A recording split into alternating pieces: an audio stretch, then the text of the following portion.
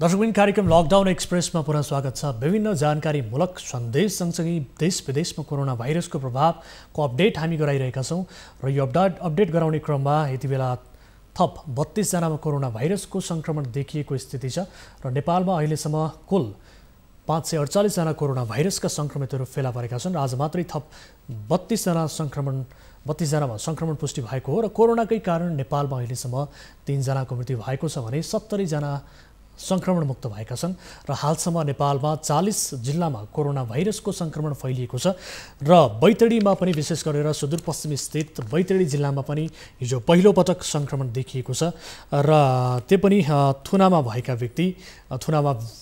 व्यक्तिमा कसरी संक्रमण हुन गयो यस विषयमा केही थप अपडेट प्राप्त भएको छ कि छैन यसबारे जानकारी लिन्छौँ। यति बेला बैतडीबाट टिभी जर्नलिस्ट कृष्ण विष्ट हाम्रो प्रत्यक्ष सम्पर्कमा हुनुहुन्छ।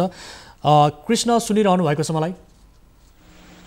हजुर वीरेन्द्र, तपाईले भने जस्तै बैतडीमा पहिलो पटक कोरोना संक्रमित भेटिएका छन्, त्यो पनि 22 वर्षीय युवक र अझै त्यसमा एउटा सशंकित कुरा के हुन सकेको छ भने जिल्ला प्रहरी कार्यालयको हिरासतमा रहेका 22 वर्षीय युवकमा कोरोना संक्रमण देखिसकेको अवस्था छ। उनी चाहिँ चैत्र 6 गते नेपाल प्रवेश गरेका थिए भने उनलाई चैत्र 15 गतेकै दिन वैशाख 15 गतेको दिन चाहिँ पक्राउ गरिएको थियो। प्रहरीले पक्राउ गरिसकेपछि उनीसँगै उनको बहिनीलाई पनि पक्राउ गरिसकेको अवस्था थियो र चाहिँ उनमा कसरी संक्रमण भयो भन्ने अझै अन्यलता छ। कन्ट्याक्ट ट्रेसिङ प्रहरीले अझै निकाल्न सकेको छैन, अझै बाहिर निकाल्न सकेको छैन। जिल्ला अस्पताल बैतडीले पनि कन्ट्याक्ट ट्रेसिङको काम भइरहेको छ भनेर जनाएको छ। उनीसँगै उनको बहिनी भएको हुनाले पनि बहिनीलाई पनि आइसोलेसन वार्डमा राखिएको छ अहिलेको अवस्थामा। जिल्ला प्रहरी कार्यालय बैतडीको कुरा गर्दाखेरि प्रहरी कार्यालय साँझ नै सिल गरिसकेको थियो अनि सिल गरिसकेपछि 22 वर्षीय युवक जुनमा कोरोना संक्रमण भेटिएको थियो त्यो संक्रमित युवाको सम्पर्कमा आएका प्रहरीहरूलाई पनि क्वारेन्टाइनमा राखिएको अवस्था भएको हुनाले पछिल्लो समय सुरक्षाको चुनौती पनि थपेको भन्ने चाहिँ यताकता सुन्नमा आएको छ। प्रदेश प्रहरी कार्यालयले पनि अन्य ठाउँबाट भए पनि प्रहरी दरबन्दीलाई चाहिँ बैतडीमा थप गर्न सक्छौँ भन्ने कुरा आश्वासन आएको हुनाले अहिले यहाँ लकडाउन खुकुलो अवस्थामै देख्न सकिएको अवस्था छ। कृष्ण, जस्तो अब जो संक्रमित जो व्यक्ति छन् ती व्यक्ति यहाँले बताए अनुसार चैत्र 6 गते भारतबाट नेपाल प्रवेश गरेका थिए। नेपाल प्रवेश गर्ने क्रममा उनको स्वास्थ्य परीक्षण गरिएको थियो कि थिएन त्यति बेला, यसबारे तपाईलाई केही जानकारी छ कि छैन? त्यस पछाडि उहाँ 6 गते उहाँ नेपाल प्रवेश गरेको हुनाले 9-10 गतेदेखि नै लकडाउन सुरु भएको हुनाले उनी पहिले नै आएको भएको हुनाले उनको चाहिँ कोरोना संक्रमणदेखि लिएर स्वास्थ्य जाँच चाहिँ गरिएको अवस्था थिएन। उनी सिधै घर गएका थिए। घर गइसकेपछि जुन किशोरी मृत्यु प्रकरणमा त्यो घटनाक्रम आइसकेपछि उनलाई चाहिँ शङ्कास्पद रूपमा उनलाई पक्राउ गरिएको थियो। उनीसँग उनको बहिनी पनि हुनुहुन्थ्यो र त्यसकारणले गर्दाखेरि चाहिँ उनको स्वास्थ्य परीक्षण चाहिँ गरिएको अवस्था थिएन। अब हिरासतमा उहाँ रहँदा उहाँसँगै अन्य कतिजना व्यक्तिहरू सम्पर्कमा हुनुहुन्थ्यो? अब ती सबैको परीक्षण पनि गर्नुपर्ने स्थिति होला, परीक्षण गर्नुपर्छ नै। यसका लागि त्यहाँ के कस्तो किसिमको तयारी भइरहेको छ? परीक्षणका लागि कस्तो किसिमको योजना छ? उहाँहरूसँगै कतिजना व्यक्तिहरू सम्पर्कमा हुनुहुन्छ? तपाईले भने जस्तै वीरेन्द्र, पक्कै पनि जिल्ला प्रहरी कार्यालयमा यस बखतमा कतिजना थुनुवा रहेका थिए, कति पक्राउ गरेका थिए र कति पक्राउ परिसकेपछि छुटेका थिए भन्ने कुरा एकिन जिल्ला प्रहरी कार्यालयले आजसम्म दिन सकेको अवस्था छैन। हामीले पटक पटक सम्पर्क गर्ने प्रयास गरेका थियौँ तर कतिजना त्यो उनीसँग कतिजना थिए तर कतिजना चाहिँ छुटेको अवस्था छ भनेर हामीले यहाँबाट पटक पटक जानकारी गराउन आग्रह गर्दाखेरि पनि जानकारी आएको छैन र चाहिँ उनीसँगै उनको संक्रमित युवासँगै उनकी बहिनी पनि पक्राउ गरेको हुनाले उनलाई चाहिँ क्वारेन्टाइनमा राखिएको छ। कतिजना छन् भन्ने कुरा बाहिर चाहिँ जानकारीमा आएको छैन। कृष्ण, जस्तो अब उहाँबारे थप विवरण के छ? विशेष गरेर परिवारका अन्य सदस्यहरूसँग सम्पर्कमा हुनुहुन्थ्यो होला, उहाँहरूको परिवारको बारे थप विवरण के छ? उहाँको वास्तविक ठेगाना कता हो? यसबारे परीक्षणहरूको कुरा गर्ने हो भने परिवारको पनि परीक्षण आवश्यक पर्छ। यदि उहाँको परिवारहरू हुनुहुन्छ, परिवारसँग बस्नुभएको थियो होला, हिरासतमा रहनुभन्दा अगाडि थुनुवा पक्राउ पर्नुभन्दा अगाडि त उहाँ परिवारमै बस्नुभएको थियो होला। अब यसका लागि उहाँको परिवारबारे थप विवरणहरू के प्राप्त भएको छ? पक्कै पनि परिवारका सदस्य सबैको कोरोना परीक्षण गर्छौँ भनेर शिवनाथ गाउँपालिकाले प्रयास चाहिँ अगाडि चालेको जानकारी गराएको छ। त्यसै गरी जिल्ला स्वास्थ्य कार्यालय बैतडीले पनि सोही अनुसारको उनको परिवार र उनीसँगै कन्ट्याक्ट ट्रेसिङ गरिसकेपछि जो सम्पर्कमा हुनुहुन्छ उनी सबैको चाहिँ कोरोना परीक्षण गर्छौँ भनिसकेको अवस्था छ। पक्कै पनि उनी 6 गते आएको हुनाले धेरै पछि उनलाई पक्राउ गरिएको थियो र उनी कमसेकम 2 हप्ता 3 हप्ता घरमै बसेको भएको हुनाले उनीसँग सङ्क्रमण भइसकेपछि उनको सम्पर्कमा आएका अन्य पनि परिवारका सदस्य लगायत गाउँका अन्य पनि थुप्रै व्यक्तिहरू होलान् कोरोना परीक्षण हुन्छ भनेर जानकारी गराएको अवस्था छ। अब एकजना बैतडीमा पहिलो सङ्क्रमित फेला परेसँगै त्यहाँ अहिले अन्य नागरिकहरूमा कस्तो किसिमको त्रास पैदा भएको छ, सचेतना यो सम्भावित जोखिमलाई यसबाट बच्नका लागि कस्तो किसिमको सचेतना मिलेको छ बैतडी? पक्कै पनि जिल्ला स्वास्थ्य कार्यालय बैतडीले हिजो नै विज्ञप्ति जारी गरिसकेको छ। व्यापक सावधानी अपनाउँदै पनि कोरोना संक्रमित भेटिनु दुःखद कुरा भएको जानकारी गराएको छ भने हामीले त्यसबाट सजगता अपनाउनका लागि विशेष सावधानी अपनाउन अपरिहार्य रहेको र अपनाउन पनि आग्रह गरिसकेको जिल्ला स्वास्थ्य कार्यालय बैतडीबाट पनि जिल्ला प्रशासनले पनि लकडाउनलाई पूर्णतया कार्यान्वयन गर्नुपर्छ र चाहिँ थप सजगता अपनाउनका लागि हामीसँग थुप्रै अब चुनौतीका कुराहरू पनि रहेका छन्। किनकि धनगढीको गौरव फन्टा नाकाबाट पनि करिब 300 बैतडी प्रवेश गरिसकेका छन् भने जुलाघाट नाकाबाट पनि सोही हाराहारीमा हिजो साँझ नै प्रवेश गरिसकेको हुनाले अझै जोखिम धेरै रहेको कारणले गर्दाखेरि यहाँका स्थानीय तहलाई विशेष सजगता अपनाउन आग्रह गरेको अवस्था अनुसार सोही अनुसार चाहिँ यहाँ कार्यान्वयन भइरहेको अवस्था चाहिँ देख्न सकिन्छ। यद्यपि प्रहरीको चाहिँ न्यून उपस्थिति भएको हुनाले लकडाउन के ठुलो छ कि भन्ने चाहिँ आशंका बढेको अवस्था छ। किनकि पसलहरू निर्वाध रूपमा खुलिरहेको अवस्थामा कुनै ठाउँमा नियम पालना नभएको जस्तो देखिरहेको छ र जिल्ला प्रहरी कार्यालय बैतडीमा रहेका प्रहरीहरू पनि अधिकांश प्रहरीहरू क्वारेन्टाइनमा बसिसकेपछि अबको अवस्था आज भोलि पर्सिसम्मकै अवस्था पनि एउटा चाहिँ बेग्लै चुनौतीको रूपमा सामना गर्नुपर्ने स्थिति रहेको छ। कृष्ण, जस्तो अब उहाँ आइसके पछाडि यति बेला यहाँले जानकारी दिएअनुसार परिवारका सदस्यहरू र अन्य व्यक्तिहरूको पनि कन्ट्याक्ट ट्रेसिङको काम भइरहेको छ र स्वयं प्रहरी हिरासतमा रहेका र उनीसँग सम्पर्कमा आएका अन्य व्यक्तिहरूको पनि खोजी कार्य भइरहेको छ, उनीहरूको कन्ट्याक्ट ट्रेसिङ परीक्षणको लागि तयारी भइरहेको छ भनेर जानकारी दिइरहँदा विशेष गरेर भारतबाट आउने व्यक्तिहरू थुप्रै छन्। बैतडीमा अझै पनि सुदूरपश्चिम प्रदेशका अधिकांश जिल्लाहरू भारतसँग जोडिएका जिल्ला भएका हिसाबले पनि भारतका सीमानाकाबाट थुप्रै व्यक्तिहरू अझै पनि आउने जाने क्रम जारी छ। थुप्रै व्यक्तिहरू गाउँ छिरिसकेको स्थितिमा अब परीक्षणको स्थिति कस्तो छ त्यहाँ अहिलेसम्म? कति परीक्षण भए? यो परीक्षणको आँकडा के छ? पक्कै पनि जुन चाहिँ लकडाउन भइसकेपछिको अवस्थामा जिल्ला स्वास्थ्य कार्यालय बैतडीले यहाँका स्थानीय तहले निर्माण गरी क्वारेन्टाइनमा करिब 21 बडीको परीक्षण गरिसकेको अवस्था थियो भने लगभग 500 जनाको स्वाब सङ्कलन मार्फत धनगढी प्रयोगशालाबाट कोरोना परीक्षण गरिएको थियो, जसलाई हामी पिसिआर भन्छौँ।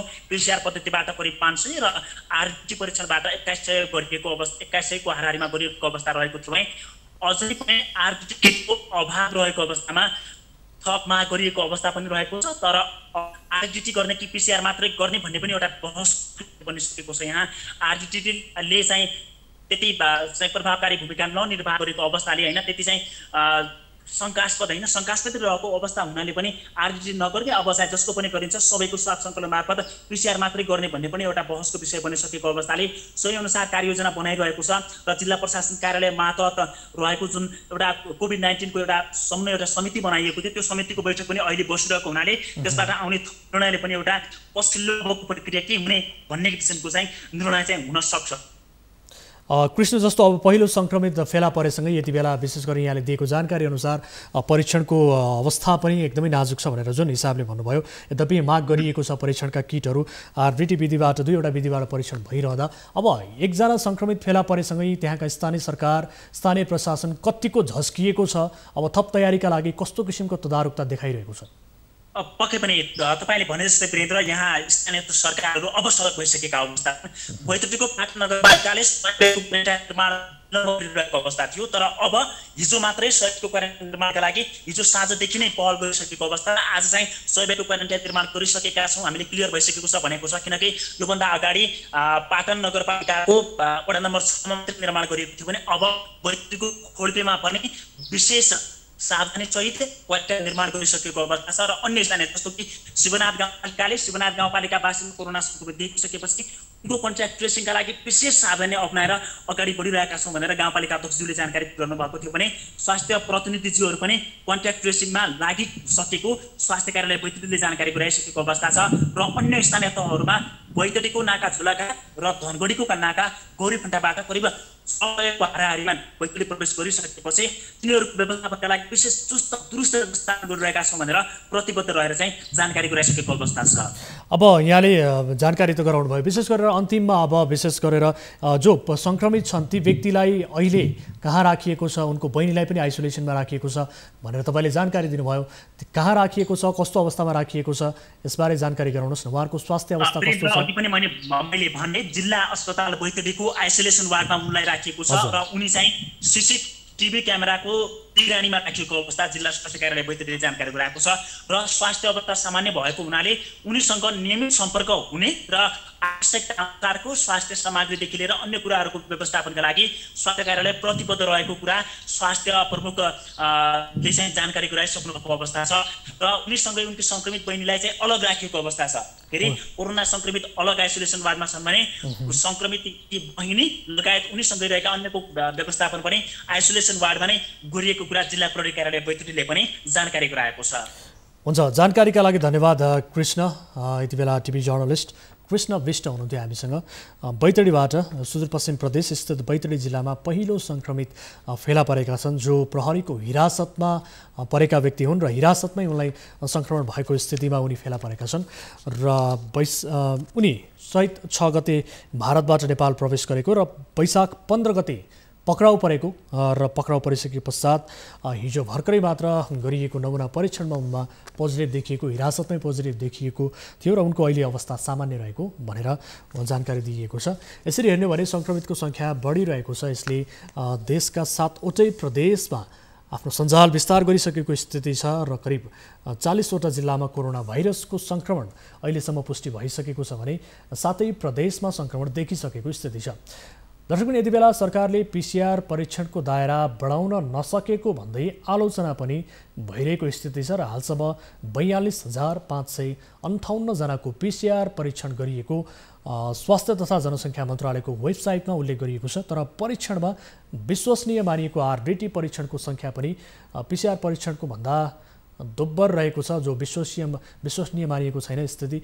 अर्थात् 82,116 आरडिटी परीक्षण अहिलेसम्म गरिएको स्थिति छ र आरडिटी परीक्षणको रिपोर्ट भने सार्वजनिक गरिएको छैन। तर पिसिआर परीक्षण गरिएको 42,558 मध्ये 42,010मा कोरोना सङ्क्रमण देखिएको छैन भने 548 जनामा कोरोना सङ्क्रमण अहिलेसम्म पुष्टि भएको स्थिति छ र यसै गरी मन्त्रालयका अनुसार, जो स्वास्थ्य मन्त्रालयका अनुसार 27,829 जना क्वारेन्टिनमा अहिलेसम्म देशभर विभिन्न स्थानमा बसिरहेका छन् भने 434 जना आइसोलेसनमा छन्। जो आइसोलेसनमा रहेका सम्भावित बिरामीहरू छन् ती 434 जनाको सङ्ख्यामा अहिलेसम्म आइसोलेसनमा रहेका छन्। देशभर विभिन्न स्थानमा क्वारेन्टिन स्थलहरू बनाइएको छ र क्वारेन्टिन स्थलहरूलाई लिएर पनि विभिन्न किसिमको टीका टिप्पणीहरू भइरहेको छ। विज्ञहरूले बताइरहेका छन् नेपालमा जति पनि क्वारेन्टिन स्थलहरू बनाइएको छ अधिकांश मापदण्ड विपरीतका छन् र क्वारेन्टिन स्थल नै आफै जोखिम फैलाउने केन्द्रको रूपमा स्थापित भइरहेको स्थिति छ भनेर स्वयं विज्ञहरूले बताइरहेका छन् र यी क्वारेन्टिन स्थलहरूलाई उचित तरिकाले व्यवस्थापन गर्न सकिएको छैन भन्ने स्वीकार यसअघि प्रधानमन्त्री केपी शर्मा ओलीले संसदमा पनि स्वीकार गर्नुभएको थियो। प्रधानमन्त्री केपी शर्मा ओलीले पनि देशमा रहेका अधिकांश क्वारेन्टिन स्थलहरू मापदण्ड विपरीतका छन् भन्ने कुरालाई स्वीकार गर्नुभएको थियो। यद्यपि केही क्वारेन्टिन स्थलहरू भने व्यवस्थित रहेको भन्ने किसिमको जानकारी दिनुभएको छ। यति बेला हामी बैतडीतर्फ नै लाग्छौँ। बैतडी जिल्ला कारागारका प्रमुख अनिल तिवारी हाम्रो प्रत्यक्ष सम्पर्कमा हुनुहुन्छ, भिडियो सम्पर्कमा हुनुहुन्छ। अनिल तिवारी, अनिल सर स्वागत छ यहाँलाई न्युज 24मा। धन्यवाद सर, धन्यवाद हजुर। अब बैतडीमा पहिलो केस देखियो जो व्यक्ति वैशाख 15मा पक्राउ परेका थिए र अहिले हिरासतमै रहेका व्यक्ति मा पहिलो पटक सङ्क्रमण देखिएको स्थिति छ बैतडीमा। उनीबारे थप विवरण केही प्राप्त भएको छ? उनमा कसरी सङ्क्रमण हुन गयो, कसरी सङ्क्रमित हुन पुगे भन्ने विषयमा केही जानकारी प्राप्त भएको छ?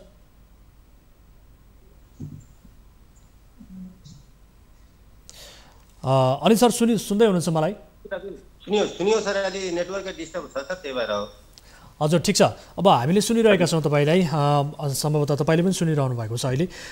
जो पहिलो सङ्क्रमित फेला परे ती व्यक्ति हिरासतमै रहेका व्यक्ति, वैशाख 15 गते उनलाई प्रहरीले पक्राउ गरेको थियो। विशेष गरेर उनमा सङ्क्रमण कसरी हुन गयो, कसरी सङ्क्रमित हुन गए, उनी हिरासतमा कसरी रहेका थिए, यसबारे केही जानकारी प्राप्त भएको छ? हामीले अब नाम चाहिँ बोल्न मिल्दैन। हजुर। त्यसपछि हाम्रो खालि ठेगाना शिवनाथ गाउँपालिका वार्ड नम्बर 2 बस्ने। हजुर। हजुरको जिल्ला प्रहरी कार्यालय बैतडीको हिरासत कक्षमा 25 दिन क्वारेन्टाइनमा कर्तव्य जान मुद्दामा हिरासतमा बसेको अवस्था रहेको। हजुर। हामीले हिजो जिल्ला अदालत बैतडीबाट कारागार चलान हुँदाखेरि पूर्वपक्षको लागि कुनामा अदालतले चलान गर्यो।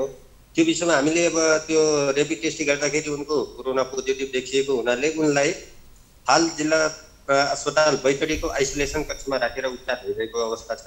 हजुर। अब यो विषयमा हामी सम्बन्धित कारागार व्यवस्थापन विभागलाई पत्र लेखी पठाएछौँ र त्यो उहाँको सुरक्षा तथा उपचारको लागि जिल्ला प्रहरी कार्यालयले पनि पत्राचार गरेछौँ।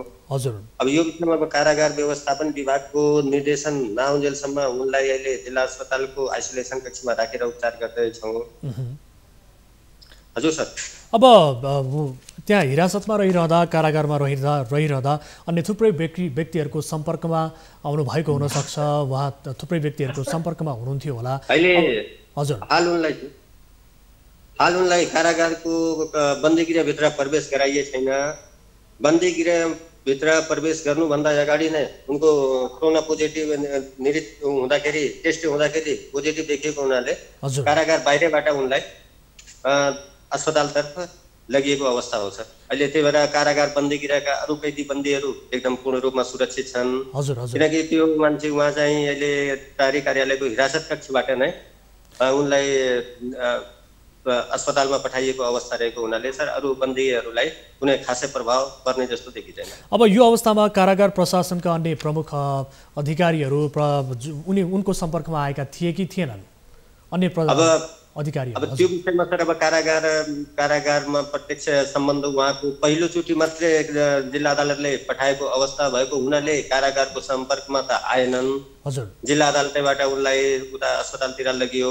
अब त्यसपछि अब जिल्ला प्रहरी कार्यालयको हिरासत कक्षमा हुँदाखेरि कसको सम्पर्कमा आए भन्ने विषयमा अब त प्रहरी प्रमुख सरलाई नै थाहा होला।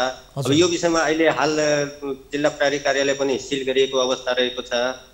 त्यो विषयमा अब जतिजनासँग उहाँको सम्पर्कमा आएछन् उहाँ सबैको रेपिड टेस्टहरू अथवा अरू के गर्नुपर्ने हुन्छ चेक जाँचको अवस्थामा भइरहेको छ सर। अब यसरी सङ्क्रमित फेला परेसँगै हिरासतमा भएका व्यक्ति सङ्क्रमणमा परेसँगै अहिले त्यहाँ कारागारमा कतिको त्रास बढेको छ, अन्य व्यक्तिहरूले के बताइरहनु भएको छ, उहाँहरूको मानसिकता कस्तो छ यति बेला? अब मानसिकता हेर्दाखेरि सर अब उसरी अब कारागार बन्दीगृहका अब कैदी बन्दीहरूले पनि अब एक किसिमको अब डर त्रासको वातावरण नै छ। अब घरको नजिकै भइसकेपछि एक किसिमको मनोमानसिक हिसाबमा अलिकति त्रास परेको अवस्था नै हो। तर उहाँहरूलाई कोरोना भनेको खासै त्यस्तो होइन। हामी उहाँहरूलाई कस्तो गऱ्यो भनेपछि मोटिभेसन गरेर उहाँहरूलाई सन्ताउना दिएछौँ। त्यस्तो कुनै महामारी होइन, सावधानी अपनाउनुहोस्, यसलाई हामी जित्न सक्छौँ, पूर्व सावधानी अपनाउनुहोस्। त्यसपछि हामीले अब प्रत्येक कैदी बन्दीहरूलाई सेनिटाइजर त्यसपछि मास्कहरू सबै वितरण गरेर उचित सावधानी उचित सतर्कताका साथमा हामी राखेछौँ। र तपाईँको घरिघरिमा एक दुई दिनमा मोटिभेसनल क्लासहरू हामी आफै गएर त्यहाँ उहाँहरूलाई दिने प्रयास गरेछौँ सर। अब कारागार जिल्ला कारागार बैतडीमा कतिजना व्यक्तिहरू हुनुहुन्छ अहिले, क्षमता कति हो, कतिजना त्यहाँ हुनुहुन्छ?